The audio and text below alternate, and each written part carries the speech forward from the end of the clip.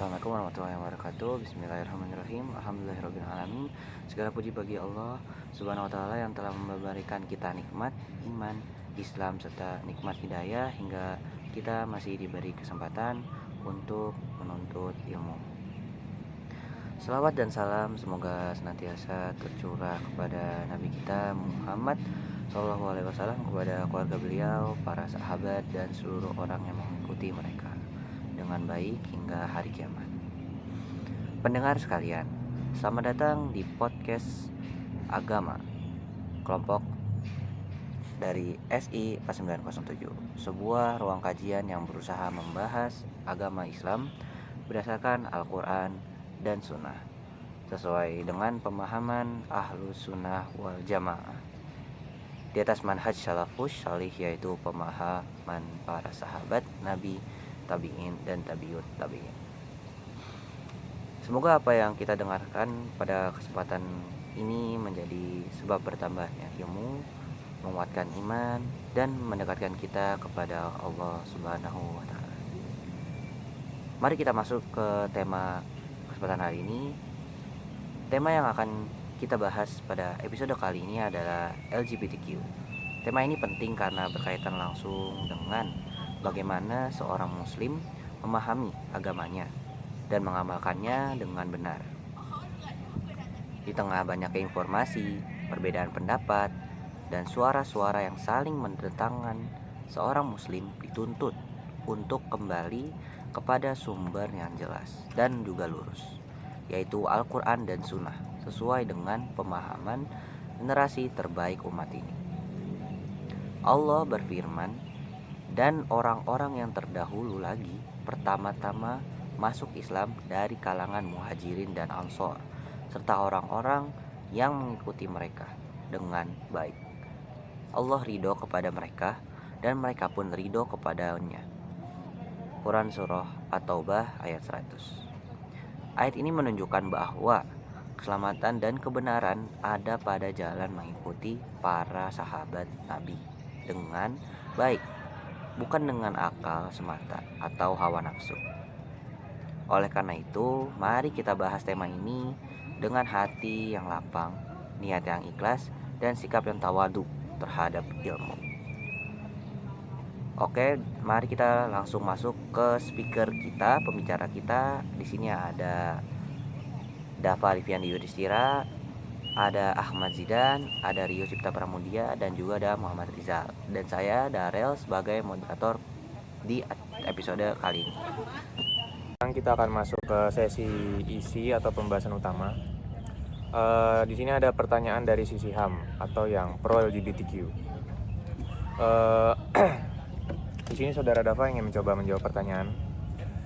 Untuk yang pertama, jika HAM menjamin kebebasan individu, apakah orientasi seksual termasuk hak pribadi yang tidak boleh diintervensi agama atau negara?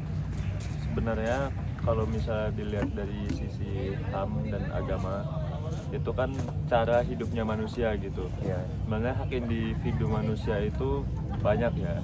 Hak individu manusia itu banyak dan manusia itu punya hak untuk berpikir secara luas gitu. Ya. Dan ada yang mengarah ke positif, ada yang mengarah ke negatif, dan orientasi seksual itu masuknya yang kemana gitu. Nah, orientasi seksual ini kan sudah dilarang di 6 agama gitu. Ya. Islam, Nasrani, terus bahkan di agama-agama kayak Buddha, Hindu itu melarang adanya LGBT atau hubungan homogen gitu, yang satu jenis. Homoseksual. Nah, jadi kalau misalnya kita menggunakan akal dengan baik dan mengikuti agama serta HAM yang dimana itu sudah ditetapkan yang baik-baik ya, yang baik dan juga rahmatan lil alamin ya kalau di Islam ya, maka itu boleh diintervensi, cuman jangan sampai ke arah yang negatif juga. Karena hal yang negatif harus dipositifkan gitu, bukan dinegatifkan. Contohnya kayak kita mengajak seseorang yang melakukan hal negatif itu jadi lebih baik gitu, bukan dibunuh atau dihukum gitu kalau menurut saya. Oke. Mungkin itu untuk pertanyaan yang pertama, jawaban dari Mas Dava. Coba lu tanya. nomor 2. Ini gue jawabannya singkat banget ya. Ya, sekarang saya akan menanyakan pada teman kita Zidan, yaitu apakah Woi, gua lagi melarang rekaman, woi. Lagi rekaman. apakah Nggak apa-apa, lanjut aja. pertanyaannya, apakah melarang LGBTQ atas dasar agama dapat dikategorikan sebagai diskriminasi dalam perspektif hak asasi manusia internasional? Melarang LGBTQ atas dasar agama itu tadi apa? Dapat dikategorikan sebagai diskriminasi. Kalau menurut saya sebenarnya kalau atas dasar agama itu nggak dikategorikan sebagai diskriminasi ya. Kalau dari perspektif HAM internasional, karena pada akhirnya tuh agama itu tetap mengembalikan kepada umatnya juga gitu, kayak lakum dinukum waliyadin. Maksudnya ya urusanmu gitu, urusanku dan urusanku. Soalnya anjing gue bingung cuma bahas apa. Soalnya kayak gitu ya bang, apa namanya, kayak kalau kamu misalnya gay atau lesbian atau bisex, itu urusanmu gitu. Tapi urusanku ya aku tetap di jalan agamaku gitu, tanpa harus mengintervensikan ya. Ya gitu aja sih sebenarnya intinya. Oke guys, di sini bersama saya Muhammad Rizal dengan saudara saya Rio Cipta Pramudia. Di sini ada pertanyaan, bagaimana HAM memandang hak minoritas ketika bertentangan dengan nilai mayoritas? Nah, jadi kalau di dalam HAM itu mereka itu tetap menghargai hak-hak dasar minoritas, tetapi juga, nah ini nih, tetap menjaga kepentingan bersama.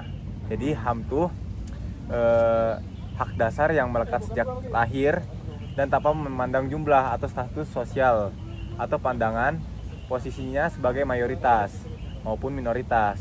Nah, karena itu si hak minoritas itu tidak boleh dihapus atau dicabut atau juga diabaikan hanya karena mereka berbeda dari mayoritas. Walaupun gay. Ya, walaupun misalnya Anda cabul, Anda gay, Anda nggak normal gitu. Nah, jadi si HAM ini menegaskan bahwa hak-hak fundamental si minoritas seperti hak hidup, hak atas martabat manusia, atau hak bebas dari kekerasan atau diskriminasi maupun juga perlakuan tidak manusiawi. Jadi harus tetap kita jaga dan kita hormati. Jadi dalam kondisi apapun itu si hak minoritas maupun mayoritas harus sama-sama dijaga gitu, harus respect gitu, ngerti nggak? Respect. Nah, maka dari itu tidak dibenarkan menggunakan dominasi untuk menindas minoritas dalam HAM ataupun dalam apapun itu untuk melindungi. Jadi lu misalnya nggak boleh nih menggunakan HAM untuk melindungi suatu kelompok nih atas dasar HAM, atas nama HAM gitu. Jadi kita harus sama-sama melindungi satu sama lain gitu, biar lu minoritas ataupun mayoritas. Nah, gitu. Mungkin itu aja sih. Jawaban yang sangat baik untuk Rio. Kita kasih applause dulu. Good. Nice. Oke guys, baik. Pertanyaan selanjutnya nih untuk Abang Rizal. Oke. Jadi pertanyaan selanjutnya itu adalah, apakah negara sekuler wajib netral terhadap ajaran agama dalam membuat kebijakan tentang LGBT? Nah, gimana tuh Bang Rizal? Apakah negara sekuler itu wajib netral terhadap ajaran agama dalam membuat kebijakan tentang LGBT? Secara teoritis ya itu jawabannya wajib ya, netral ya, itu ya. Dalam konsep negara sekuler itu murni negara wajib bersikap netral terhadap ajaran agama tertentu dalam menjerumuskan kebijakan publik, yang mana termasuk kebijakan mengenai LGBTQ. Negara sekuler itu memisahkan institusi agama dari institusi negara. Jadi ada yang namanya yang perlu diterapkan, itu ada satu, yaitu landasan hukum sekuler. Jadi dalam negara sekuler setiap undang-undang atau kebijakan harus memiliki landasan rasional, bukan landasan teologi gitu. Jadi dia tuh nggak boleh berbasis dogma, yang mana tuh negara tidak bisa melarang atau melegalkan sesuatu hanya karena kitab suci agama tertentu, melarang atau memerintahkannya. Terus untuk di argumen sekulernya tuh kebijakannya tuh harus didasarkan pada argumen yang bisa diterima pada semua warga negara, terlepas dari agamanya. Terus juga seperti argumen kesehatan masyarakat dan juga hak asasi manusia yang ketertibannya umum atau kebebasan sipil. Contohnya nih, jika sebuah negara sekuler ingin membuat aturan tentang pernikahan sesama jenis, perdebatan tuh harus berkutat pada hak sipil, kesetaranya tuh di mata hukum dan definisi institusi pernikahan dalam konteks negaranya, bukan pada apakah pernikahan tersebut berdosa menurut agama atau negara atau B gitu. Terus juga sini ada kedua, ada perlindungan hak minoritas. Netralitas negara sekuler itu bertujuan untuk mencegah tirani mayoritas. Jadi jika negara membuat kebijakan LGBTQ berdasarkan ajaran agama mayoritas, maka negara telah bertindak tidak adil terhadap warga negara yang beragama lain, agnostik, ateis, atau mereka yang memiliki tafsir agamanya berbeda. Untuk negara sekuler menjamin bahwa hak sipil seseorang tidak dikurangi atau diistimewakan berdasarkan kepatuhan mereka terhadap doktrin agama. Untuk ketiga, netralitas bukan berarti anti agama. Penting untuk membedakan antara netralitas dan permusuhan. Jadi negara itu wajib netral, tidak memihak pandangan agama manapun dalam membuat hukum, namun tetap menjamin kebebasan individu untuk mempraktikkan agamanya selama tidak melanggar hukum umum. Dalam konteks LGBT, tokoh agama boleh berkhotbah bahwa perilaku LGBTQ tidak sesuai dengan ajaran agama mereka. Ini adalah kebebasan berpendapat atau beragama, tetapi pandangan tersebut tidak boleh diadopsi menjadi hukum negara yang mengikat seluruh warga secara paksa. Untuk yang keempat, ada yang namanya variasi penerapan. Meskipun prinsip dasarnya adalah netralitas, praktis di lapangan bisa berbeda tergantung model sekulerisme yang dianut. Misal kayak model di Prancis itu ada namanya Lexit gitu. Tahu cara baca gimana? Jadi pendekatan terhadap kebijakan LGBT-nya tuh mereka tuh sangat ketat. Agama dianggap urusan private sepenuhnya. Argumen agama tidak memiliki tempat dalam debat kebijakan publik. Cenderung lebih cepat mengakomodasi hak LGBT karena agama dikesampingkan dari ruang publik. Terus juga ada di Amerika Serikat, yaitu namanya sekularisme moderat. Memisahkan agama dan negara. Jadi tetapi argumen moral berbasis agama sering muncul dalam debat politik. Namun Mahkamah Agung biasanya menuntut adanya tujuan sekuler yang jelas untuk setiap undang-undang. Jadi kesimpulannya tuh, dalam negara sekuler, kebijakan tentang LGBT harus diputuskan berdasarkan konstitusi, prinsip kesetaraan, dan hak asasi manusia, bukan berdasarkan dosa atau pahala. Menurut yang mana itu menurut doktrin agama tertentu. Benar. Negara wajib berdiri di tengah untuk menjamin keadilan bagi seluruh warganya, baik yang religius maupun yang tidak. Apakah terjawab, Abang Yo? Iya, siap, baik. Oke, jadi gitu ya guys. Intinya tuh, jadi negara sekuler ini nggak harus netral, nggak boleh berat sebelah dengan golongan lain ataupun sesamanya. Nggak boleh ngikutin agama banget lah. Iya, jadi harus sesuai hukum dan norma yang ada gitu. Oke, mungkin itu saja pertanyaan gua. Lanjut lagi guys. Oke, buka silakan. Jadi di sini ada pertanyaan lagi. Jika membolehkan LGBT namun Islam melarang keras, apakah bisa jika LGBT itu diselaraskan dengan agama, atau apakah bisa kaum LGBT menjalani agama Islam sepenuhnya?